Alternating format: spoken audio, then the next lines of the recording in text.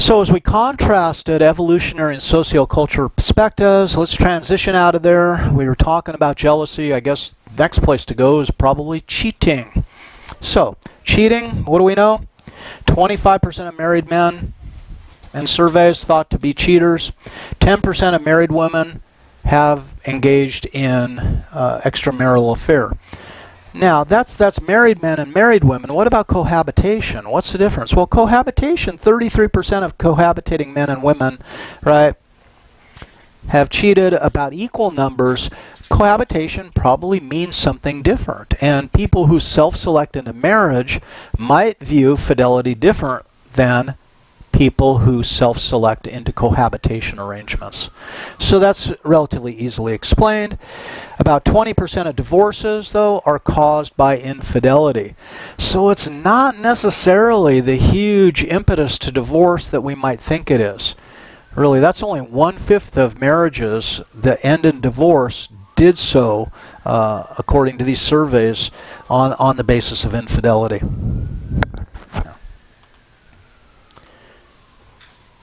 Occasionally I recycle slides. If you've been in a couple of my classes, you probably know that. You've seen some topics, and sometimes I feel guilty about recycling, but on the other hand, if it's a point that needs to be made in a given class, then it needs to be made. So this also you might observe in Psych and Law. And when is Psych and Law? Every spring, right? So, if you're interested in taking Psych and Law, I know sign-ups are coming pretty quick. Psych and Law will be in the spring. And I'm going to redo the course.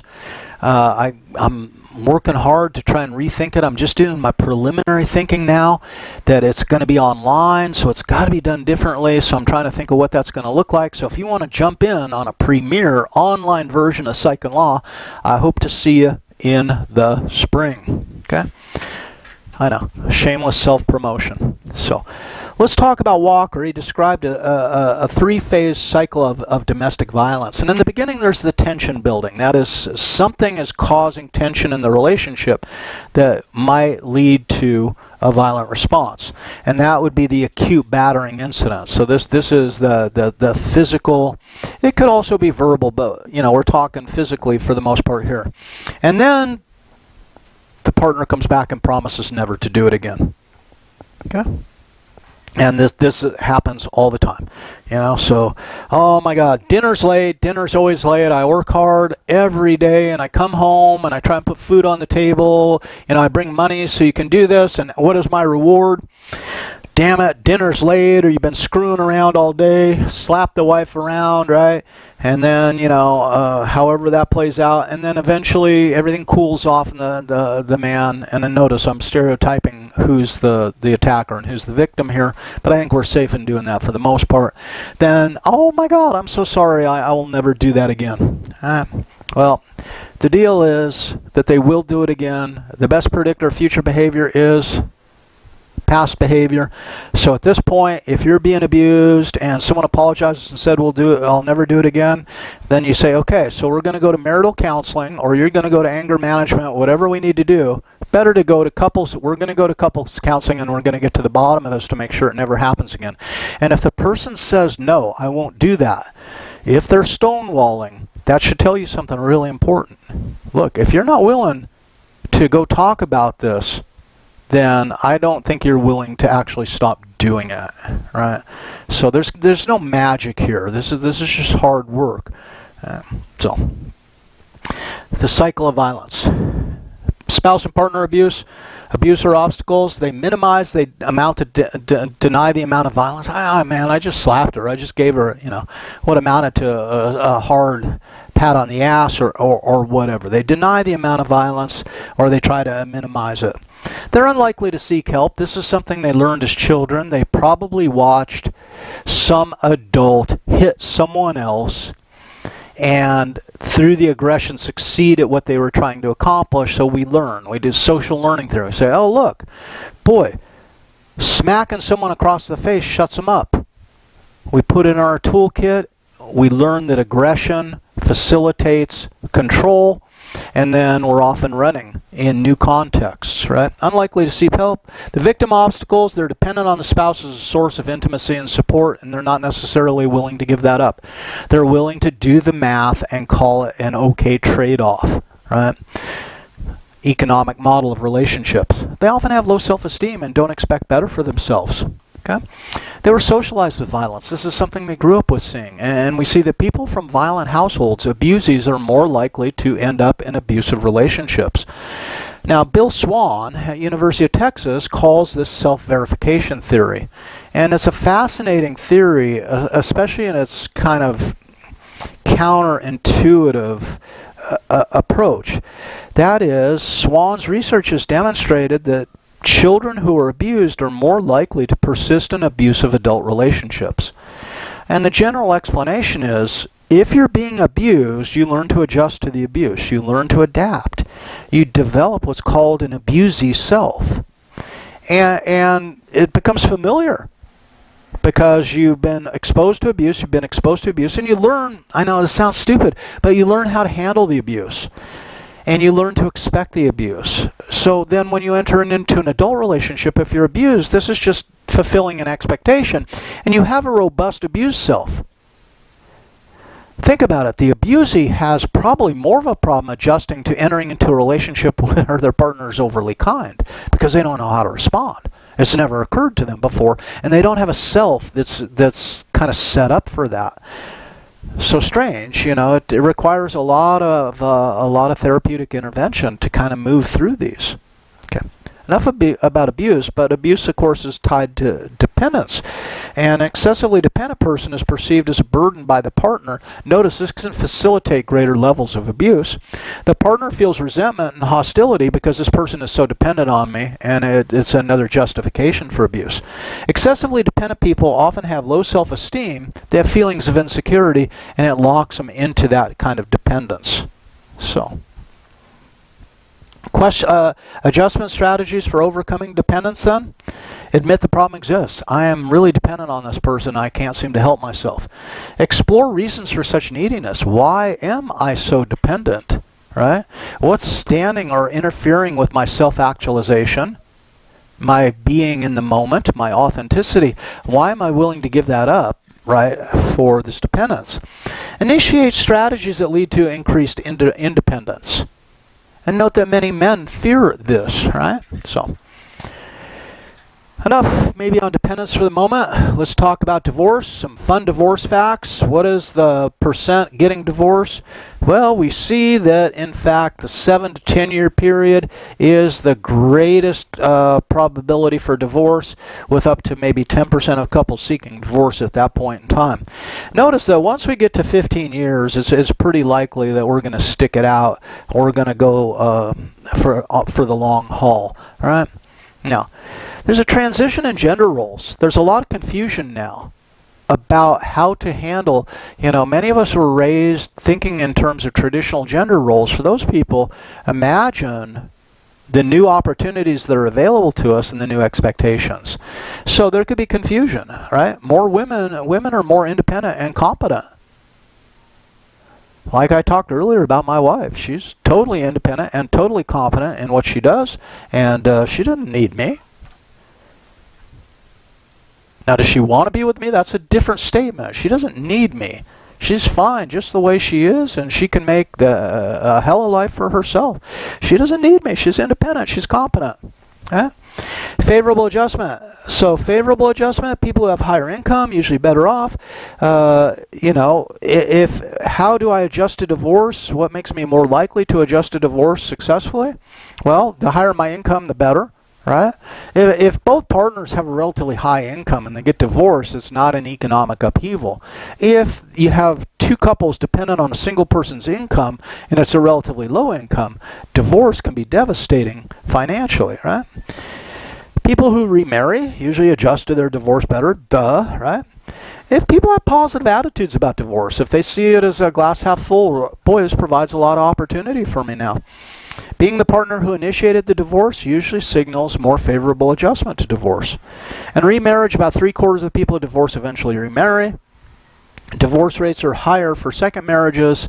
I think that's probably because they got practice, or they understand that they don't have to stick it out, that it's okay to do it again. And when we say that 50% of marriages in the United States end in divorce, that is a misleading statistic, because a lot of people in that statistic have been married 3, 4, 5 times. So you have these serial marriages, right? People who do this time and time again, right, drive the statistic up. So the stresses of divorce, both divorced women, divorced men complain of loneliness. We'll talk more about loneliness here in a little bit. Diminished self-esteem. Boy, I didn't measure up, right? Anxiety. What does the future hold? What is going to happen? Difficulty in forming satisfactory new intimate relationships. That is, we're still stinging from the divorce, and we use the term baggage, right? So even after breakups, not even divorce, people bring baggage to the relationship that we have to sort through. Often, we find ourselves in a relationship and the person is, acting towards us in a way we don't feel is appropriate. And we say, are you reacting to me, or are you reacting to your old partner, right? And that's part of the baggage effect. Divorce places both men and women at risk for psychological and physiological difficulties. So it's not a positive experience for the most part. Coping with divorce. What are factors that enable adults to deal with divorce more effectively? Social maturity is a good way to go, right? Autonomous people feel the sting of divorce to a lesser degree. Those people have an internal locus of control. They believe that they control the outcomes in their life, right? These people then can capitalize on the benefits of divorce. Religiosity, right, is a good predictor because we're connected to something with higher. Those people who can immerse themselves in their work aren't as affected by divorce. And you can imagine historically then, when we had women staying at home and men working, as I was a child, that was the typical model. What do you see? Well, man still has his work and all his work buddies, etc., and all that going on. The woman now is kind of, really in a problem with it. Social support always softens the blow to stressors, as we described in the stress models in an earlier lecture.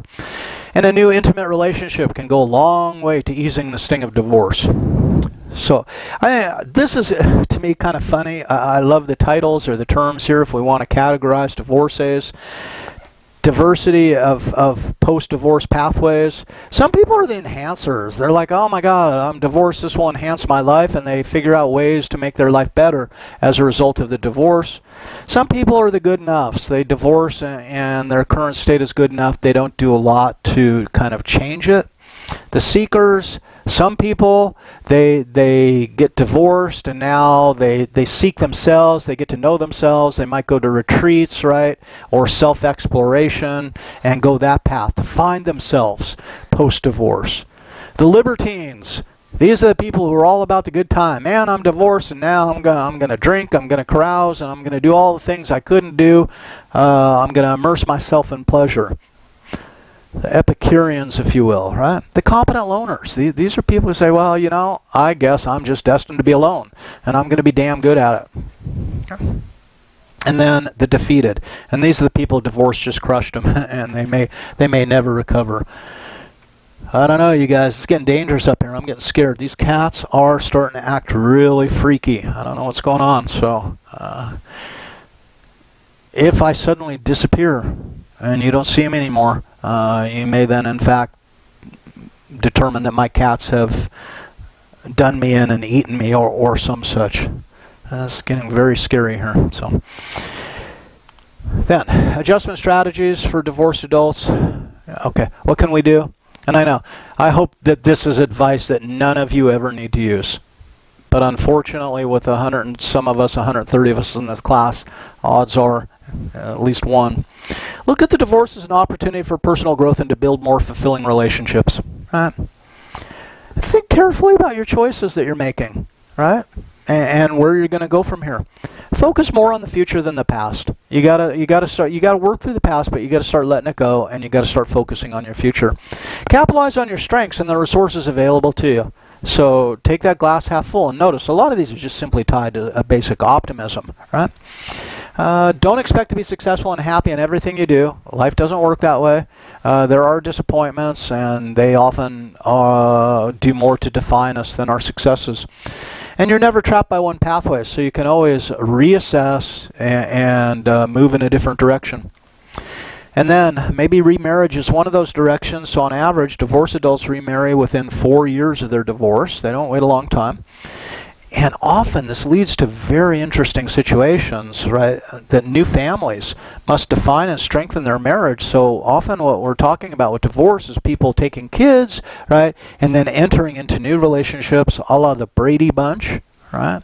And when Sherwood Schwartz produced the Brady Bunch, of course, Mike Brady was a widower, and they left Carol Brady kind of, originally she was going to be a divorcee, but they said, even in the early 70s, this was not time to bring that in. It was a family show, and they didn't want to have Carol be divorced. And then what do you do with the ex-husband? Can you see an ex-husband coming and picking up the kids during the Brady Bunch? That ain't going to work, right?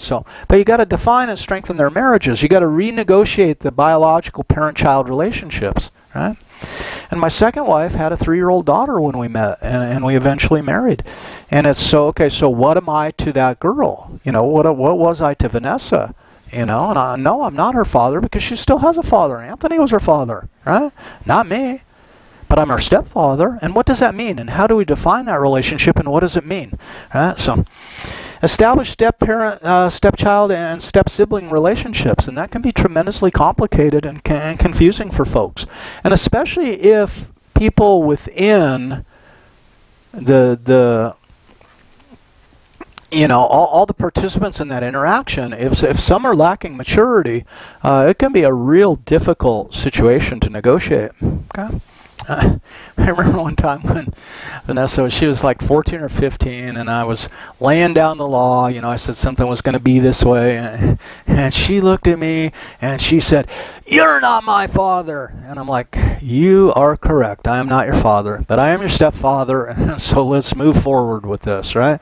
And she's right. And I never tried to be your father, and I love that girl as much as anything, and we had a great deal of respect for each other, but it was a relationship that had to be negotiated, right? There is no manual on that.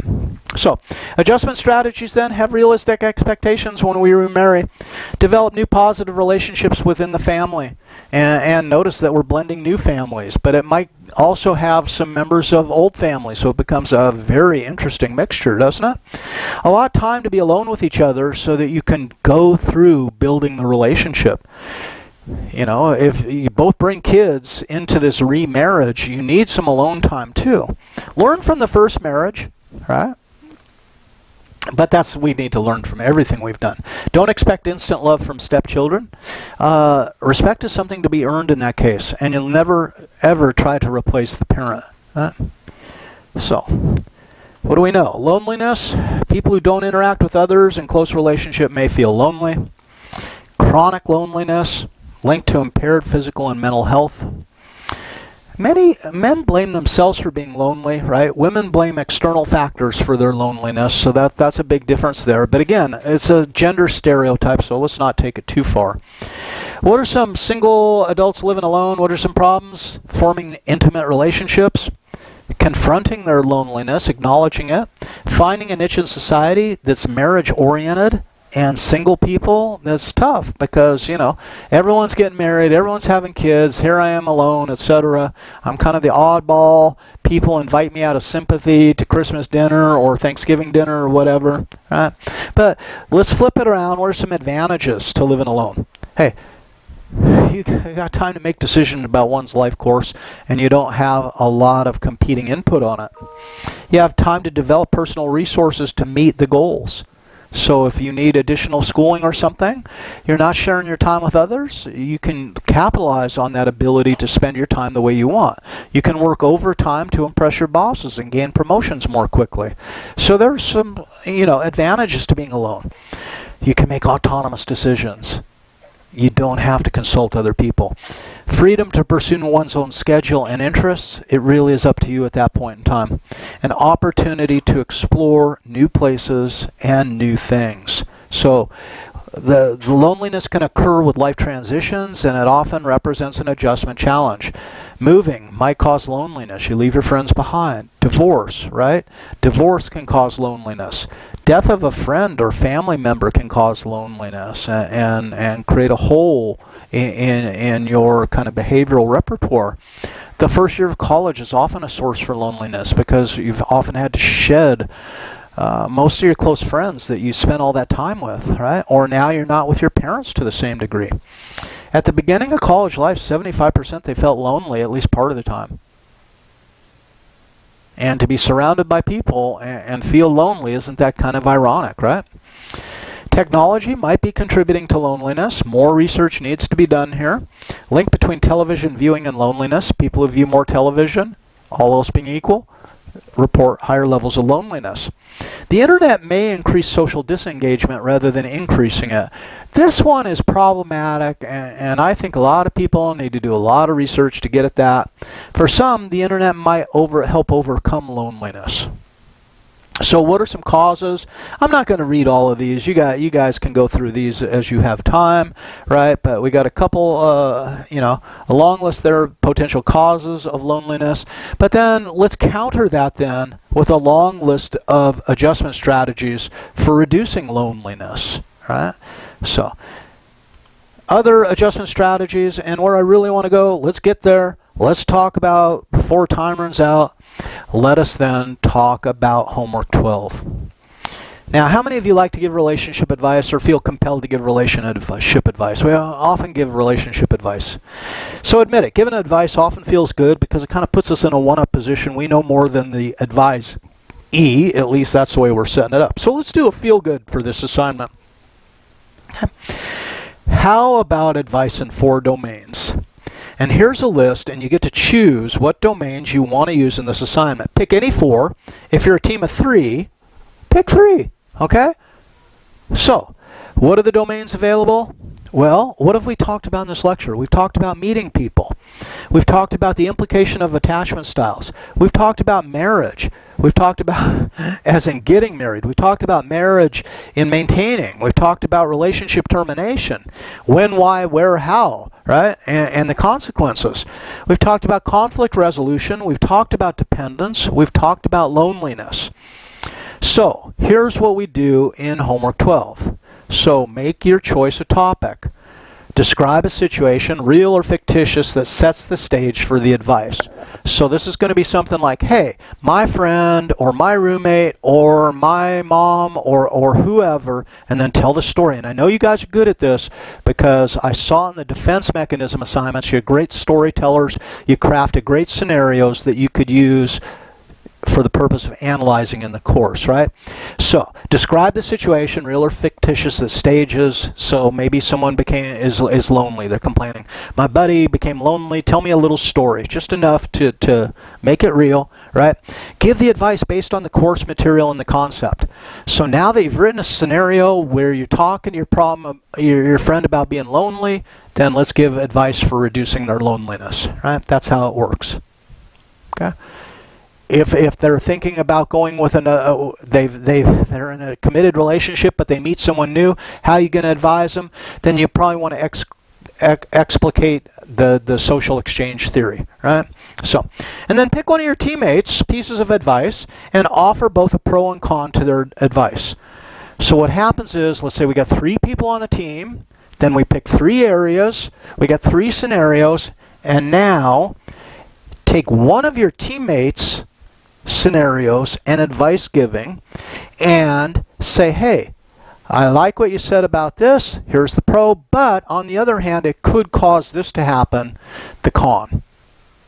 So really, we're kind of melding all the components in the class we've learned, pros and cons in the analysis, right? The creation of scenarios to the problem. Questions about that? And if you got questions, then I hope to see you in our sync session or office hours, and we'll flesh this out. And let's call it good. This has been a long one. I know it's been a long one. I hit you guys with a lot of long ones, but there's a lot of context that kind of surrounds these issues. We're just trying to build our life, our adjustment toolkit. And the more tools we have, probably the more effectively we can adjust. So let's call it good. Let's say the end. And there's Digby. Poor Digby. I sure miss Digby. Sleeping with one of his cats, one of his many cats' brain, and that's what I got for you. That's relationships in a frickin' nutshell. Although a 4-part or 5-part lecture isn't necessarily a nutshell. Anyway, guys, I hope you have a great day. You take care. Bye.